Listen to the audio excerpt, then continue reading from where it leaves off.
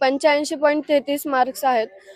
आणि आज खंत या गोष्टीची वाटतेय की आज सर्वजण सोबत आहेत, पण माझे वडील माझ्या सोबत नाहीत. त्यांची कौतुकाची थाप माझ्या पाठीवर आज पडणार नाही. आज देखील नाही तर इथून पुढे ती थाप माझ्या पाठीवर कधीच पडणार नाहीये. आणि ज्या लोकांनी माझ्या वडिलांना आमच्यापासून माझ्या कुटुंबापासून, गावापासून त्यांना हिरावून घेतलं, त्या लोकांना लवकरात लवकर सरकारने फाशी द्यावी. आज आमचं कुटुंब जे उघड्यावर पडलंय, आमचे जे डिसिजन आहेत ते थांबलेले आहेत. म्हणून तेच डिसिजन आम्ही देखील आमच्या भविष्यात पुढे जावं, म्हणून माझ्या वडिलांना त्यांनी लवकरात लवकर न्याय मिळवून द्यावा. आणि जे आरोपी आहेत त्यांना फासावर त्यातला एक आरोपी अद्यापही फरार आहे. त्याला प्रशासनाने लवकरात लवकर ताब्यात घेऊन त्यांना सुद्धा यामध्ये, म्हणजे ते तर आरोपी आहेत, पण त्यांना फाशीची शिक्षा लवकरात लवकर झाली. माझी नीटची तयारी चालू होती, पण कालचा नीटचा जो पेपर झाला त्याच्यामध्ये माझं स्कोरिंग खूपच कमी, म्हणजे 150च्या आतच येते.